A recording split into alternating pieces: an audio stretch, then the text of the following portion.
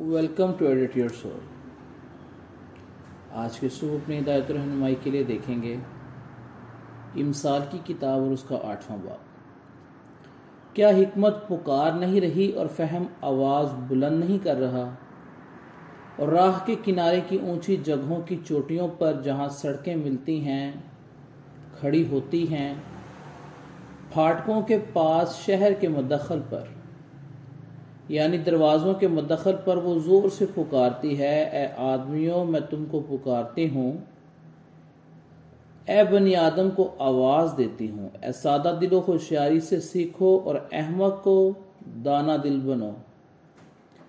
سنو کیونکہ میں لطیف باتیں کہوں گی اور میرے لبوں سے راستی کی باتیں نکلیں گی، اس لیے کہ میرا منہ سچائی کو بیان کرے گا اور میرے ہونٹوں کو شرارت سے نفرت ہے۔ میرے منہ کی سب باتیں صداقت کی ہیں، ان میں کچھ ٹیڑھا ترچھا نہیں، سمجھنے والے کے لیے وہ سب صاف ہیں اور علم حاصل کرنے والوں کے لیے راست ہیں۔ چاندی کو نہیں بلکہ میری تربیت کو قبول کرو اور کندن سے بڑھ کر علم کو، کیونکہ حکمت مرجان سے افضل ہے اور سب مرغوب چیزوں میں بے نظیر۔ مجھ حکمت سے ہوشیاری کو اپنا مسکن بنایا ہے اور علم اور تمیز کو پالتی ہوں۔ خداوند کا خوف بدی سے عداوت ہے، غرور و گھمنڈ اور بری راہ اور کج گو منہ سے مجھے نفرت ہے۔ مشورت اور حمایت میری ہیں، فہم میں ہی ہوں، مجھ میں قدرت ہے۔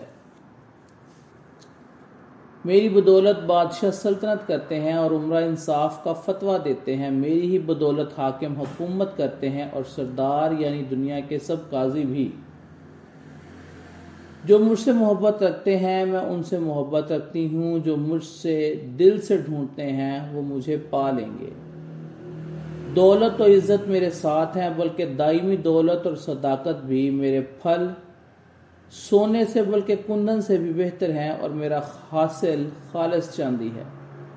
میں صداقت کی راہ پر انصاف کے راستوں میں چلتی ہوں تاکہ میں ان کو جو مجھ سے محبت رکھتے ہیں مال کے وارث بناؤں اور ان کے خزانوں کو بھر دوں۔ خداوند نے انتظام عالم کے شروع میں اپنی قدیم سنتوں سے مجھے پیدا کیا، میں ازل سے یعنی ابد ہی سے مقرر ہوئی، اس سے پہلے کہ زمین تھی میں اس وقت پیدا ہوئی جب گہراؤ نہ تھے، جب پانی سے بھرے ہوئے چشمے بھی نہ تھے۔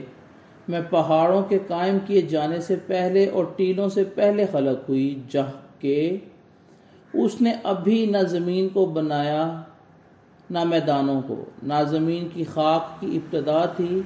جب اس نے آسمان کو قائم کیا میں وہیں تھی، جب اس نے سمندر کی سطح پر دائرہ کھینچا، جب اس نے اوپر افلاک کو استوار کیا اور گہراؤ کے سوتے مضبوط کیے، جب اس نے سمندر کی حد ٹھہرائی تاکہ پانی اس کے حکم کو نہ توڑے، جب اس نے زمین کی بنیاد کے نشان لگائے، اس وقت ماہر کاریگر کی مانند میں اس کے پاس تھی اور میں ہر روز اس کی خوشنودی تھی اور ہمیشہ اس کے حضور شادمان رہتی تھی۔